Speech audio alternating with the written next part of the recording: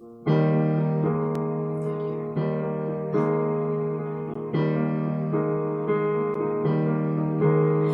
you find someone in trouble and you don't know what to say, the best thing you can do for them is to give yourself away.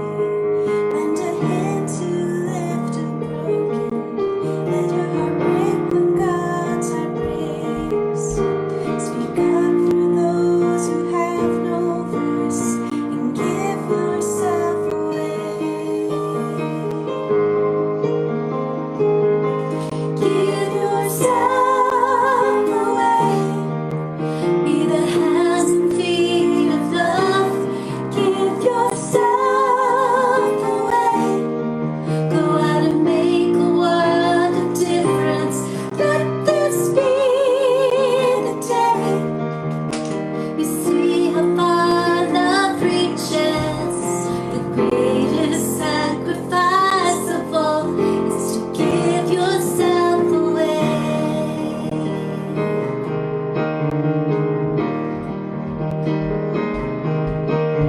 God sees the sin, the suffering. God sees the wrong that pain has made. On the cruel and faithful cross, Jesus gave himself away. He knew what love would cost him, a price that only he could pay. Though they ridiculed and spat on him, he gave himself away. Give yourself away. Be the hands and feet of love. Give yourself away. Go out and make the world a difference. Let this be the day you see how far love reaches. The greatest sacrifice of all is to give yourself away. The greatest sacrifice of all is to give yourself away. So don't hold back, don't hold on for someone to come along. The time is now, it's up to us to go out and prove our love. There's a hurting world that's dying for someone to come and love them. The only way to truly live is to give yourself away.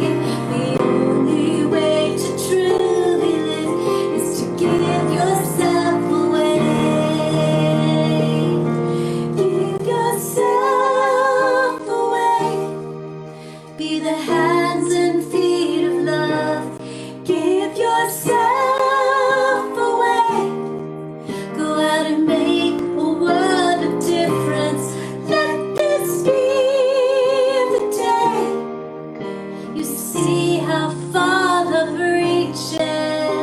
The greatest sacrifice of all is to give yourself away.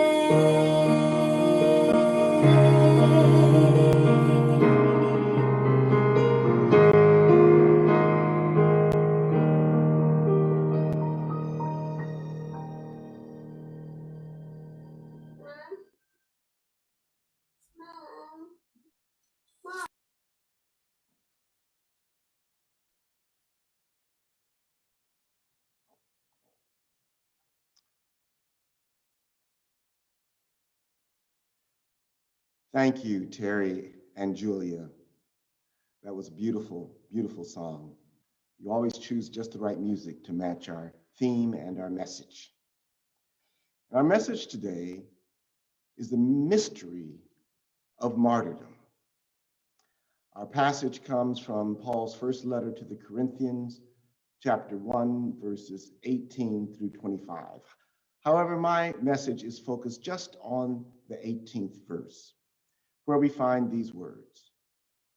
For the message about the cross is foolishness to those who are perishing, but to us who are being saved, it is the power of God. One of the great American martyrs, of course, was Abraham Lincoln, who was shot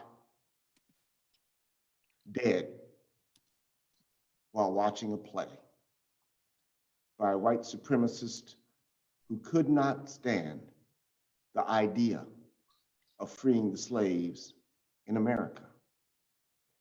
That tragic event prompted an incredible outpouring of compassion and sympathy and condolence from around the entire world.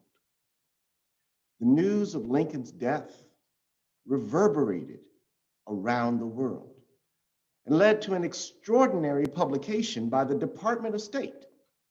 In 1866, in addition to the usual diplomatic correspondence that was published in the Foreign Relations of the United States volumes, a separate volume consisting entirely of condolences was published. The news of Lincoln's death, in addition to that volume, was this book of condolences. And perhaps one of the most remarkable parts of the volume comes not from the official expressions of sorrow, but the messages sent spontaneously from other groups of citizens all over the globe. The State Department doesn't usually publish unofficial and non-governmental correspondence, but this volume includes a healthy selection of just that type of correspondence.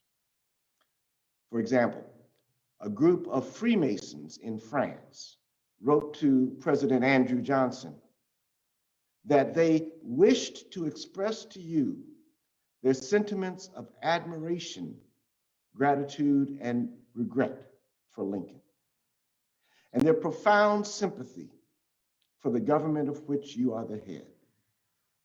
The blood of your martyred magistrate becomes fecundating dew to give to liberty a new baptism throughout the entire universe. Wow.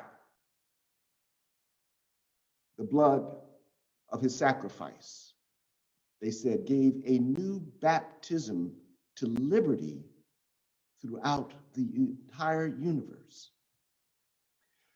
Another condolence came from the residents of Lahaina in Hawaiian Islands.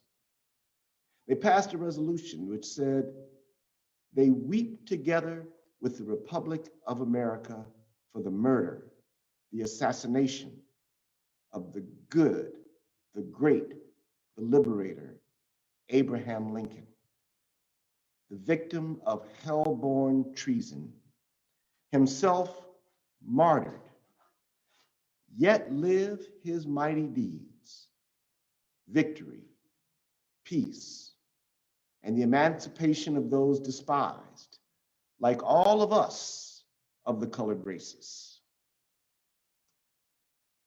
Yet live his mighty deeds, victory and peace, and emancipation could not be stopped even by his martyrdom. A group of working men in the Prussian capital of Berlin noted that Lincoln was a laborer's son and himself a laborer.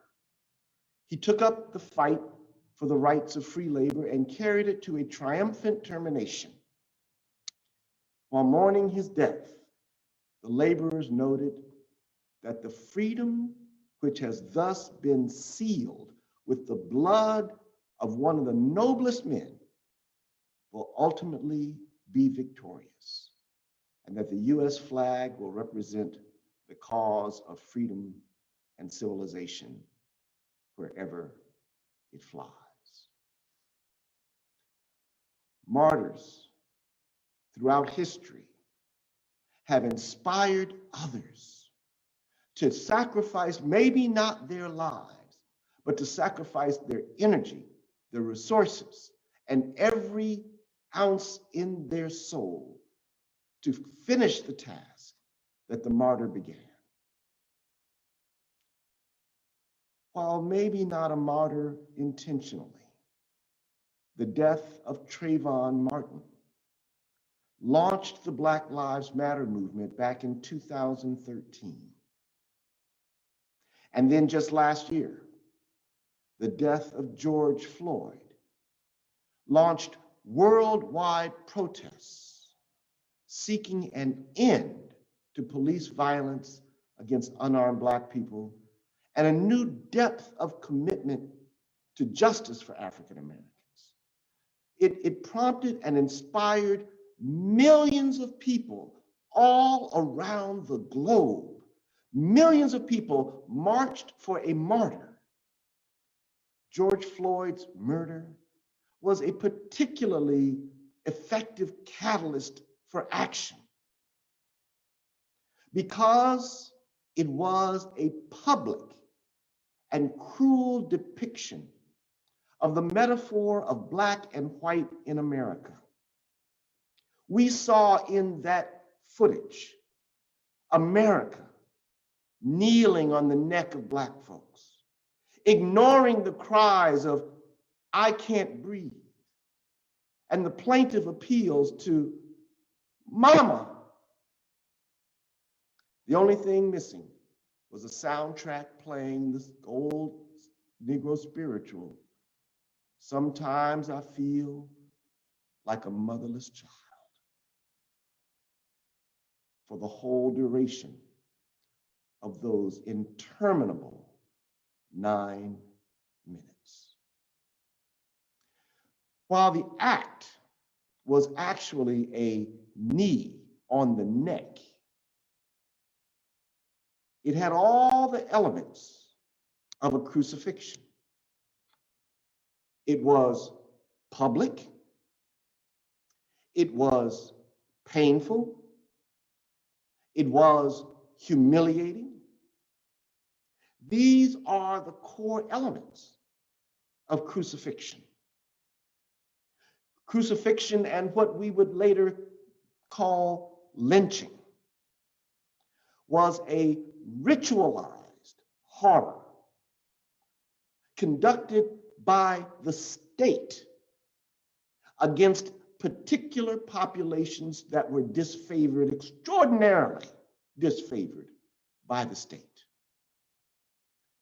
Crucifixion by the Romans was intended to be a gruesome spectacle. It was purposefully the most painful and humiliating death imaginable. It first was used to punish slaves and pirates and enemies of the state.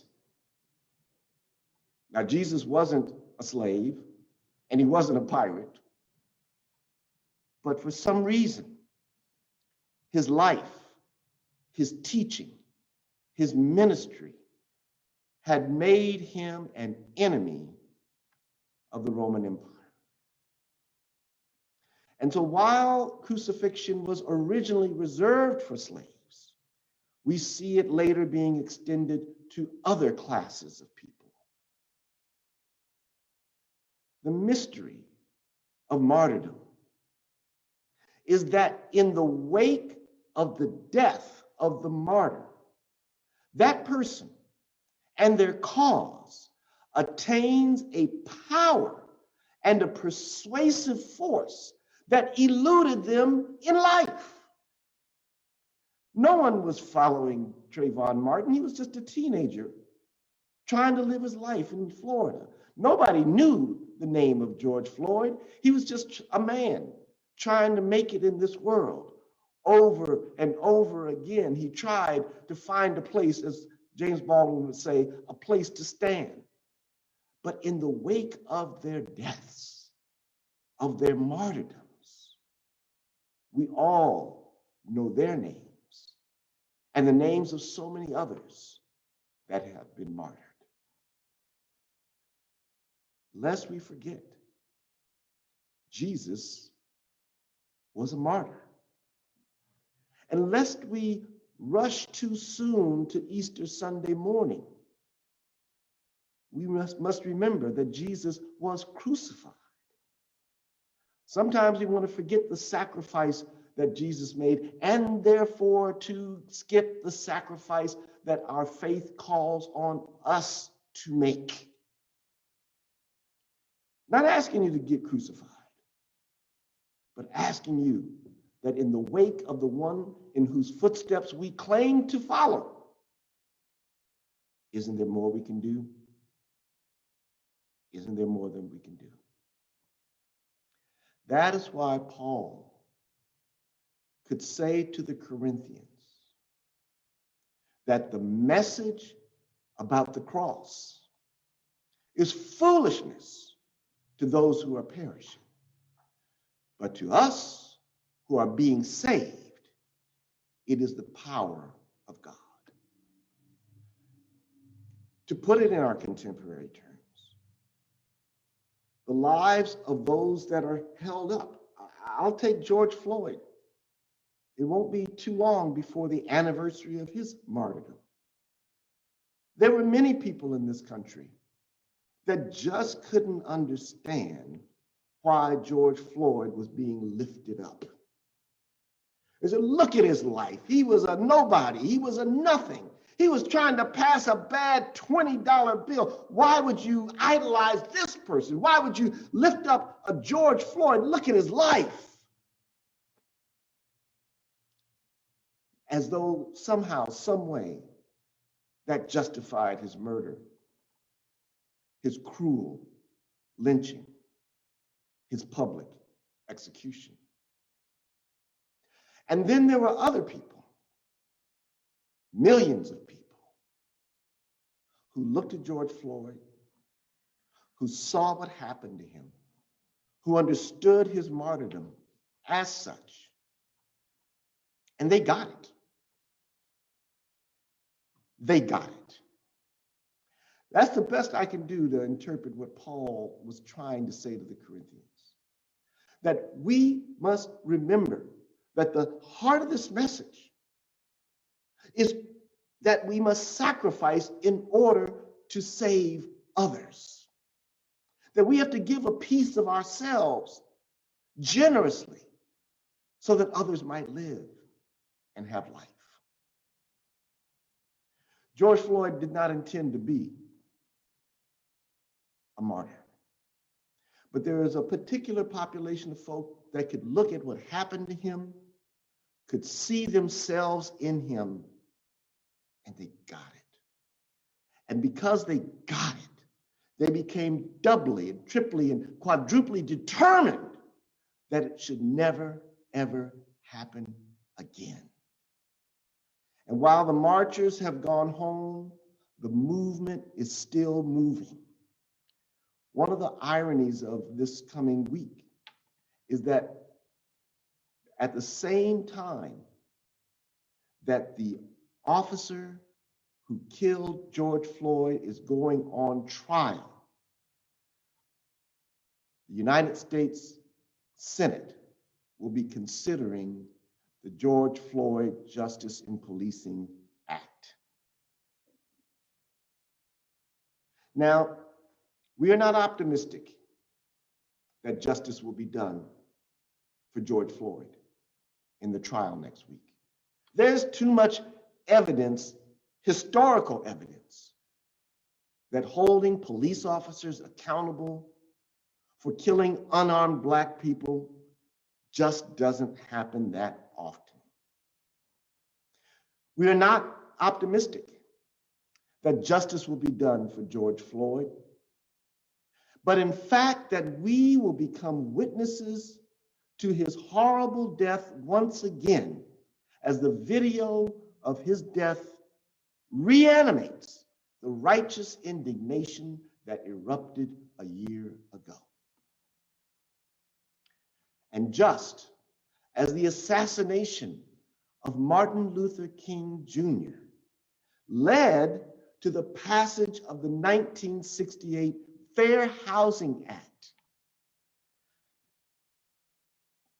We don't want to say that we ought to kill people in order to make progress in our society. But when we look at our history, it just seems to be that's what happens. That when people are killed, when their lives are snuffed out, when they are martyred, it wakes us up. Yes, we're woke to the reality of what needs to happen in this country. It wakes us up and gives us that window, that moment of energy and clarity to do the right thing. Lyndon Johnson said it out loud. The least we owe to Martin Luther King is to pass this final chunk, this final piece of the civil rights agenda, the Fair Housing Act.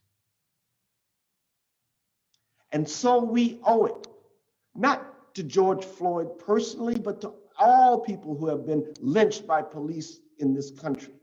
We owe it to pass the George Floyd Justice and Policing Act.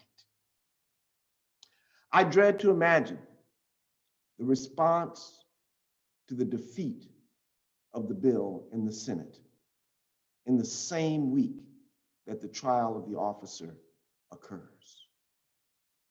We don't want to think of it this way, but it was very clear at the time of the passage of the Fair Housing Act that we owed it to this nation to follow through on King's agenda.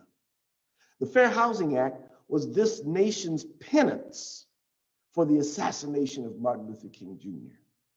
The Fair Housing Act of 1968, mind you, and I know some of y'all that are listening to me today were quite conscious and living back then. The Fair Housing Act of 1968 prohibited discrimination concerning the sale, rental, and financing of housing based on race, religion, national origin, or sex. It was intended as a follow-up to the Civil Rights Act of 1964. And that bill was subject to contentious debate in the Senate, but was passed quickly in the House of Representatives in the days after Martin Luther King's assassination. Now, the Fair Housing Act stands as the final great legislative achievement of the Civil Rights era. It was a tribute to King because he knew that housing discrimination was the hardest to overcome. It was one thing to ride on the bus, on an integrated bus for 20 or 30 minutes with a Black person, but to get off at the same stop and walk to the same block and live on the same street, that was too much. And we continue to live far too much the kind of segregation that we saw in 1968. And I suggest that we must continue not to pass laws, but to actually live up to those laws and live into the reality of a society that will allow us to be at peace with one another. But we can't be at peace with one another if we don't know one another. And we can't know one another unless we live together in this country, unless we go to school together in this country, unless we work together in this country. We still have a segregation problem in 2021. Let us not fool ourselves that passing a law in 1968 solved all of our problems. It's going to take more sacrifice, but I pray it does not take more martyrs. Now, Rome didn't pass any legislation in the wake of Jesus' crucifixion, yet it remains an historical truth that, as the 3rd century African bishop Tertullian said, the blood of the martyrs is the seed of the church. A century after Tertullian made that statement, the emperor of Rome was a Christian. They thought they could put this movement of the people of the way. They thought that they could take these people who were turning society upside down. They thought that they could take this population of nobodies and crush them and snuff them out by martyring their leader, Jesus. They thought that they could end this challenge somehow of unarmed, peaceful, nonviolent, turning the other cheek people who had posed a problem, a challenge to the mighty Roman Empire, so much so that they had to crucify these Christians on the cross, throw them to the lions in the Colosseum, to do whatever they could to snuff them out. But no matter what they did, they could not stop them. They saw the sacrifice, the crucifixion of Jesus, and redoubled their efforts to love. They saw Jesus hanging on the cross and redoubled their efforts to be at peace with one another. I guess the Romans didn't want to hear the message that the first shall be last and the last shall be first. I guess that it made no sense to the Romans that the little children should come and be valued by the culture. I guess it was just foolishness that the sick and the outcast and the marginalized should be welcome at the banquet tables. You see, Jesus's parables were very clear in their message to the people of his day. To be invited to a banquet, that was the whole thing that this Roman society was organized around. You had to have an invitation, and where you sat at the table made a difference and told the world what your status was. And Jesus says, there's no more status. Let everybody come to the banquet table. Let them sit where they will. And in fact, the people in the back, come on up and take a seat at the head. This turned Roman society upside down, and they weren't having it. But the more they tried to snuff it out, the more the church grew. The more the church grew. And to this day, trying to bring in the marginalized, trying to lift up those who've been pushed down, we continue to follow this crucified one. It is the mystery of the cross that a martyred Jesus, and that continues to martyr those who cry out for justice and stand up for the downtrodden, that they do so in spite of watching those before them get crushed and crucified by the powers of this world. It's foolishness to the police. It's foolishness to the billionaires. It's foolishness to the powerful. But to those of us for whom this message is inspiring, in fact, for whom this message makes sense of our lives, we understand that it is the power of God revealed in the crushed and crucified of this world. Let the people of God say, amen. Our closing song will be offered by Joey Pearson, and then we'll have our liturgy of communion. So please prepare your bread and your cup that you might participate. Thank you, Madison. Many of you may know the song, Jesus Paid It All. This is a song written in 1865 that has touched many people's hearts, included. Here in the progressive Christian tradition, we have the joy and the honor of taking some of these old hymns that we love and reinterpreting them, renewing them through the lens of a modern theology directed toward progressive Christian social justice ethics. So with that being said, I have reworked this song and we are going to call it Jesus Paved the Way.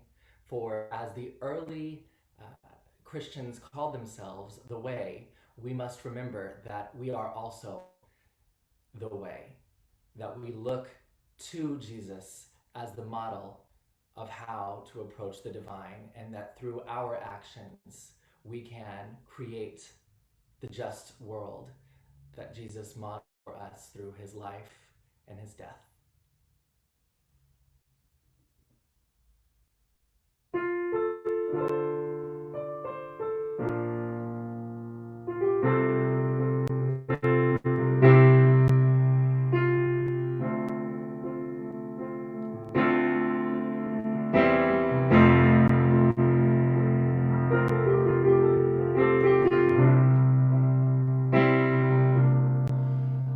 I hear Jesus say, your strength indeed is small.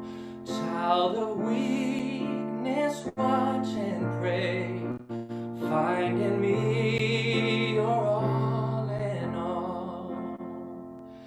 Jesus paved the way to a brighter day. In his life I finally see what I am called to be. Oh, now indeed I find the power to carry on and to build a life of love that will melt the heart of stone. Jesus paved the way to a brighter day. In his life, I finally see what I am called to be. For nothing good have I, whereby God's grace to claim. I will find a way to serve, for sweet Jesus did the same. Jesus paved the way to a brighter day. In his life, I finally see what I'm called to be.